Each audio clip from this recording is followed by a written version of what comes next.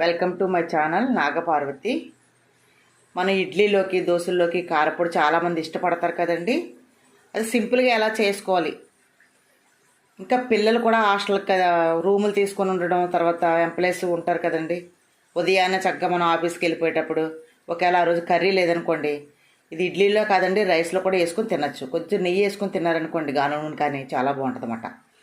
అయితే సింపుల్గా ఇది ఎలా తయారు చేసుకోవాలో చెప్తాను చూడండి. గ్లాస్ టీ తాగుతాం కదండి, ఈ గ్లాస్తో గ్లాసుడు శనగపప్పు తీసుకోండి. అదే గ్లాస్తో మినపప్పు తీసుకోండి. చిన్న టేబుల్ స్పూను ఆవాలు, కొద్దిగా మెంతులు, కొద్దిగా జీలకర్ర, కొంచెం కరివేపాకు. ఓకే అండి. ఇదిగోండి చిన్న నిమ్మకాయ సైజు, కొంచెం పులుపు తగిలితే బాగుంటుంది అన్నమాట అండి. ఇది చిన్న చింతపండు అండి ఇది. ఓకేనండి. చూడండి ధనియాలు చిన్న గ్లాస్తో సగం. ఓకే అండి. చిన్న టీ గ్లాస్ ఉంటుంది కదా, దాంతో హాఫ్. చూడండి కొంచెం సాల్ట్ మనం వేసుకుంటాం కాబట్టి సాల్ట్. ఎండుమిర్చి చూడండి ఒక 10. మరీ ఎక్కువ వద్దు, కారం ఉంటుంది. కారం ఎక్కువ ఇష్టమైతే వేసుకోవచ్చు. ఒక్క స్పూన్, పెద్ద స్పూన్ ఉంటుంది కదండి, స్పూన్ తోటి నువ్వులు అన్నమాట అండి. ఓకే అండి. ఇవేండి మనకు కావాల్సినవి. కారపొడి ఎలా చేసుకోవాలో మీకు చూపిస్తాను చూడండి ఒకసారి. చూడండి, స్టవ్ వెలిగించుకున్నాము, చిన్న బాండీ పెట్టుకున్నాము. ఒక్క స్పూన్ అండి, కొద్దిగా వేసామా లేదా అలా ఒక్క స్పూన్ ఆయిల్ వేసుకోండి. కనిపించే ఆయిల్ కూడా అసలు కనిపించట్లేదు మీకు, అసలు ఆయిల్ అనేదే ఉండదండి. ఒక్క స్పూన్ ఆయిల్ వేసుకోండి. ఫస్ట్ శనగపప్పు వేసుకోండి. మంట కూడా ఎప్పుడు పప్పులు వేపేటప్పుడు సిమ్లోనే ఉండాలండి మంట. అలా చక్కగా చిన్న మంట మీద ఇలా మనం దోరగా వేపుకోవాలి. అప్పుడు లోపలికల్లా ఏగితే మాట అండి. లేదనుకోండి పప్పు ఏగినట్టు కనిపిస్తుంది మనకి, కానీ పచ్చి వాసన వస్తుంది. చిన్న మంట పెట్టుకొని మనం సిమ్లో చక్కగా అలాగా ఒకే ఒక చుక్క ఆయిల్ వేసుకోవాలండి.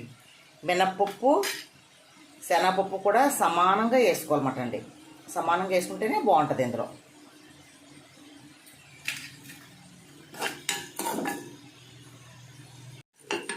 చూసారండి కొంచెం కలర్ మారిని. ఇప్పుడు మనం కొంచెం మినపప్పు మెంతులు కలిపి వేసుకోవాలి. దీంతో పాటు ధనియాలు కూడా వేసేసుకోవాలి. ఇప్పుడు 3 కలిపి వేగితేమాట అండి. మంట సిమ్లోనే ఉందండి, టైం పడుతుంది. ఇలా మనం వేపుకోవాలి. ఇవి కూడా దోరగా వచ్చేంత వరకు వేపుకోవాలి. ఎప్పుడు కూడా సిమ్లో పెట్టుకోండి మంట.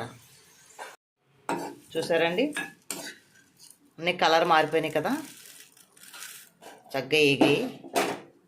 ఇప్పుడు నువ్వులు, ఎండుమిర్చి, జీలకర్ర, ఆవాలు, కరివేపాకు వేసుకోండి.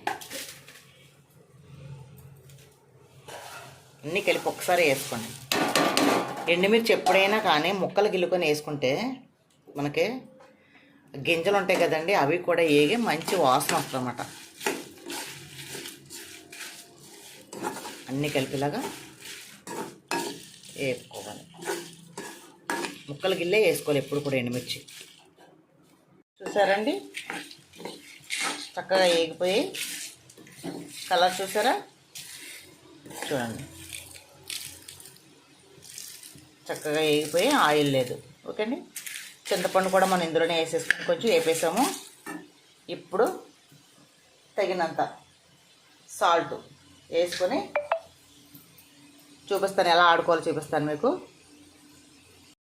చూసారండి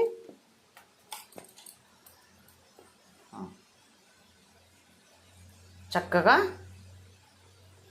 కారపొడి రెడీ అండి.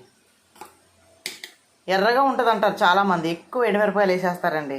కారం పిల్లలు తినలేరు. ఇందులో కొంచెం ఎండుమిరపకాయలు తక్కువగా వేసుకొని నెయ్యి వేసుకొని తింటే, నువ్వులు వేసాం కాబట్టి తెల్లగానే వస్తుంది పొడి ఇది. చూసారండి, ఇది వేడివేడి అన్నంలో వేసుకొని తినచ్చు, ఇడ్లీలో వేసుకోవచ్చు, దోశల్లో వేసుకోవచ్చు. చాలా కమ్మగా ఉంటుందండి. పిల్లలకి నెయ్యి అలవాటు చేయండి. నూనె కంటే నెయ్యి తింటే చాలా మంచిదండి. ఇలా మనం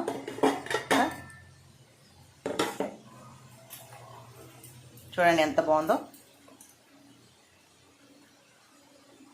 ఓకే అండి. ఈ వీడియో కనుక మీకు నచ్చితే లైక్ చేయండి, షేర్ చేయండి, సబ్స్క్రైబ్ చేసుకోండి ఫస్ట్. ఓకే అండి. ఇంకా చూడండి, సింపుల్గా ఇంట్లోనే మనం ప్రిపేర్ చేసుకునేవన్నీ కూడా నేను ప్రతి వీడియోలో ఒక్కో వీడియోలో ఒక్కొక్కటి పెడతాను. ఓకే అండి, థ్యాంక్ యూ.